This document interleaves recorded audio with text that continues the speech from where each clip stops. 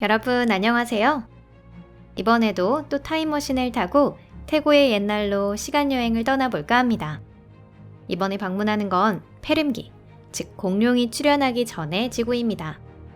맞습니다, 여러분. 이곳은 토픽입니다. 신기한 몬스터와 포유류 조상 등 다채로운 발견들이 여러분을 기다리고 있습니다. 흥미가 가시나요? 그럼 바로 시작해보도록 하죠.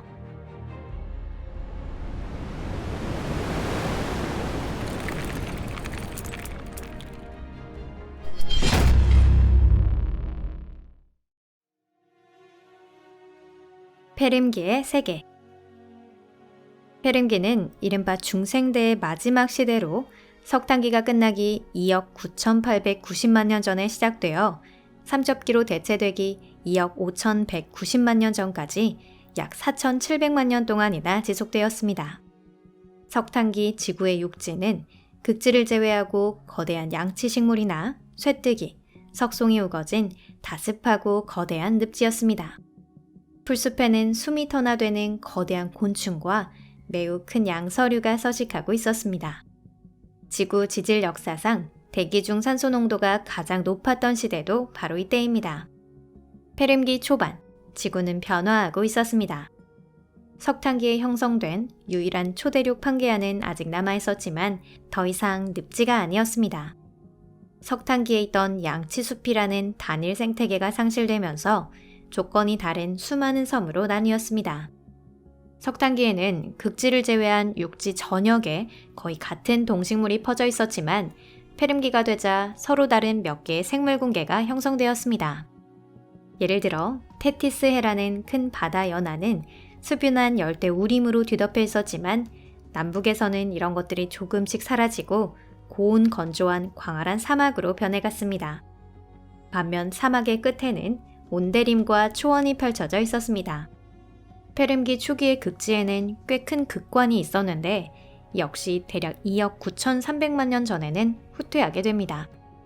대기 중 산소량은 현대에 가까운 수치까지 감소했고 기후는 더욱 건조해지며 전체적으로 시원해졌습니다.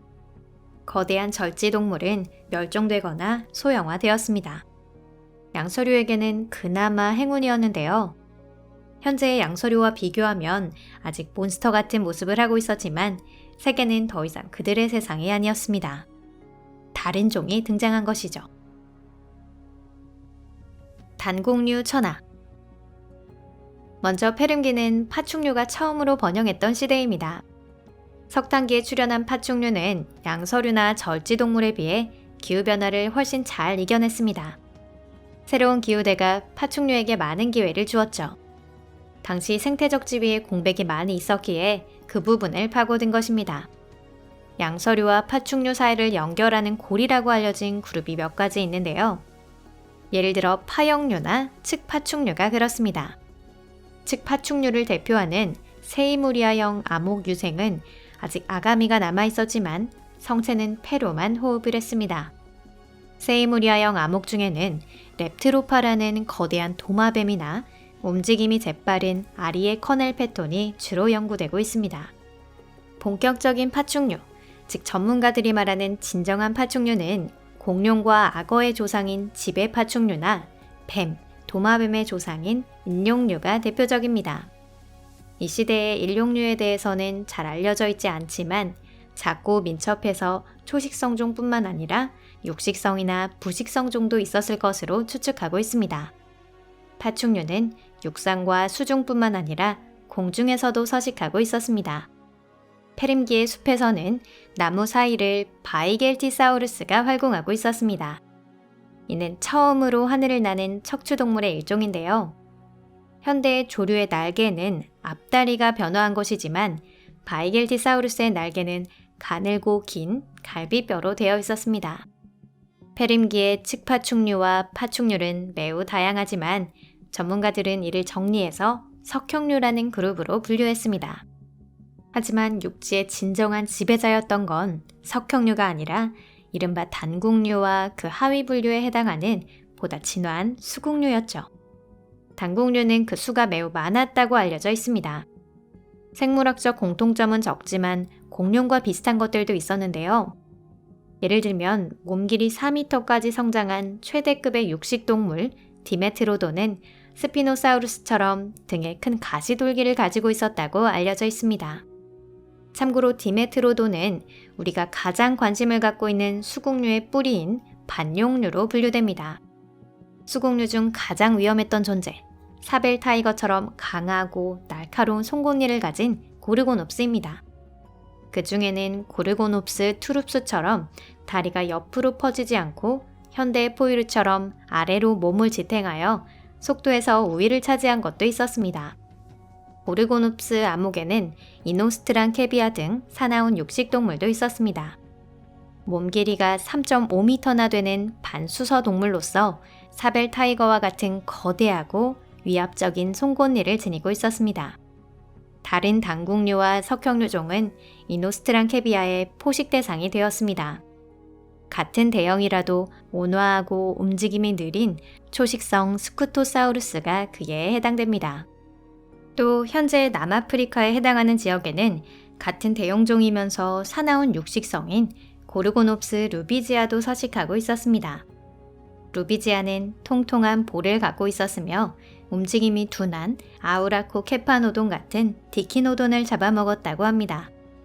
루비지아, 이노스트란 캐비아, 공룡을 닮은 디노고르곤은 최대급의 육상생물이었습니다. 하지만 고르고놉스의 다양성은 거대하다는 점에서 그치지 않았습니다. 개 중에는 클레란디나 플라부슬라브레비아, 리카에놉스 같은 중형 호랑이와 같은 육식동물도 있었습니다. 그들 또한 위험하고 냉혹한 포식자였죠. 페름기 끝에는 수국류 속에 알을 낳는 털로 덮인 키노돈류가 출현하였습니다. 그 중에는 작고 족제비를 닮은 초식성 도비니아나 몸 길이 60cm 정도의 프로키노스쿠스도 있었습니다. 고르고놉스나 그 동료가 지배하는 세계에서 탑 후보에 오르지는 못했지만 그래도 지구 생물 중에는 특별한 역할을 담당했습니다. 물의 세계. 앞에서도 언급했듯이 석탄기의 거대 양서류는 육상의 광대한 영역을 석형류나 당국류에 양보해야만 했습니다. 그렇다고 양서류가 사라져버린 것은 아니에요. 그들은 얕은 여울이나 늪에서도 충분히 쾌적하게 지내고 있었습니다. 이미 알려진 양서류 중 최대급을 자랑하는 프리오노스쿠스가 등장한 것도 바로 이 페름기입니다. 이 수서 몬스터는 현대의 도룡룡이나 개구리라기보단 오히려 악어의 일종인 가비알과 비슷합니다. 몸 길이는 무려 9m에 달하기도 했답니다. 물고기는 그리 많지 않았지만 그 중에는 재미있는 종자도 있었는데요. 예를 들어 유전학자의 계산에 의하면 바로 이 페름기 초기에 현대 폐어의 공통적인 조상으로 여겨지는 미지의 생물이 서식했다고 합니다. 작은 물고기를 먹이로 삼고 있던 것은 상어와 뱀장어의 중간 모습을 한 쿠세나 칸사스라는 담수생 거대 포식자입니다. 몸 길이는 4m에 이르기도 했답니다. 페름기에서 가장 신비한 물고기라고 하면 헬리코프리온을 들 수 있는데요. 엄밀하게는 석탄기에 출현했지만 최초로 발견된 건 페름기의 퇴적층입니다. 헬리코프리오의 치아는 둥근 톱 원반과 같은 독특한 구조를 띠고 있습니다. 전문가들이 나선형 이빨이라고 부르는 이 원반은 프리코프리온의 아래턱에 있습니다. 나선형 치아가 어떻게 식사에 사용되었는지는 알 수 없는데요. 고생물학자들은 그동안 헬리코프리온이 물 밑바닥을 갈아서 연체동물을 잡았을 것으로 추측해왔습니다.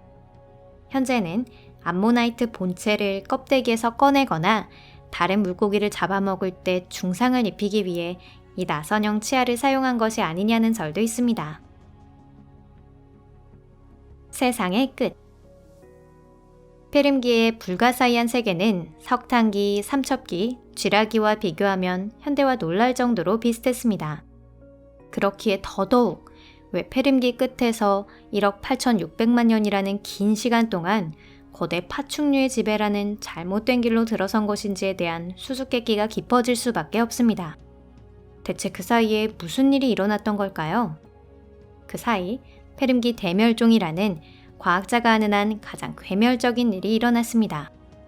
대중에게는 공룡의 집에 종지부를 찍은 백악기에서 고제 3기 경계의 대멸종이 더 유명하지만 페림기의 대멸종과 비교하면 아주 미미할 정도입니다. 페림기 말 바다는 괴멸적인 공터가 되고 말았습니다. 해양생물 중에 최대 96%가 소멸했고요. 육상에서는 73%의 척추동물이 멸종했고 영상에 소개된 종도 대부분 사라졌습니다. 측파충류는 멸종했고 힘이 센 고르고놉스를 비롯한 대부분의 당국류 역시 멸종하고 말았습니다. 지구는 지금까지 5번의 대멸종을 경험했지만 페림기에서 삼첩기에 걸친 대멸종 때는 곤충 중에서도 무려 83%의 종이 소멸되었습니다. 불과 수만 년 사이에 지구를 거의 생명이 존재하지 않는 행성으로 만든 이 무서운 생물학적 대변동은 대체 왜 일어난 걸까요? 과학자들은 아직 답을 찾지 못하고 있습니다. 일각에서는 지구가 거대한 소행성과 충돌했다고도 하고요. 혹은 현재 시베리아에 해당하는 지역에서 매우 활발한 화산 분화가 연속적으로 일어났다는 설도 있습니다. 멕시코와 사우디아라비아에 버금가는 200만 평방킬로미터라는 광활한 영역이 용암으로 뒤덮였고 대기 중으로 방출된 화산재는 수년 동안 태양을 가로막아 괴멸적인 기후변화를 일으켰다는 것입니다. 이 외에도 메탄이 대량으로 방출돼서 지구의 대기가 오염된 것이 원인이 아닌가 하는 설도 있습니다. 어느 쪽이든 이 페림기 대멸종으로 인해 더 크고 진화 정도가 컸던 당국류는 거의 멸종해버리고 말았습니다. 그 후 조상 시절에 이 멸종에서 살아남아 번식에 성공한 공룡들에게 파란 불이 켜진 것입니다. 오늘 영상은 여기까지입니다. 끝까지 시청해주셔서 감사합니다. 영상은 끝이 났지만 당국류가 만들어내는 노래는 아직 끝나지 않았습니다. 그리고 가장 재미있는 후렴구 부분은 아직 따로 남겨두었어요. 작은 키노돈류는 힘센 동료들과 달리 멸종에서도 살아남을 수 있었습니다. 그리고 삼첩기에는 이미 최초의 본격적인 포유류로 진화한 것으로 보여집니다. 키노돈류는 3대에 걸친 지질 연대 동안 생물권의 변경 지역에서 조용히 살아가야 했습니다. 하지만 이들은 마지막까지 살아남았고 공룡이 사라진 후 생물권에서 또 다른 도약을 꾀했습니다. 우리 인류는 페림기 키노돈류의 직계 후손으로 디키노돈이나 고르고놉스의 원년에 해당합니다. 그 인류가 지금의 세계를 지배하고 있는 것이죠. 하지만 그건 또 다른 이야기가 될 것입니다. 영상이 마음에 드셨다면 좋겠습니다. 만약 마음에 드셨다면 구독 버튼과 좋아요도 꼭 눌러주세요. 그리고 한 분이라도 더 많은 관심을 가질 수 있도록 SNS 공유도 함께 부탁드립니다. 그럼 잠시 동안 작별입니다. 다음 영상에서 뵐게요. 안녕히 계세요.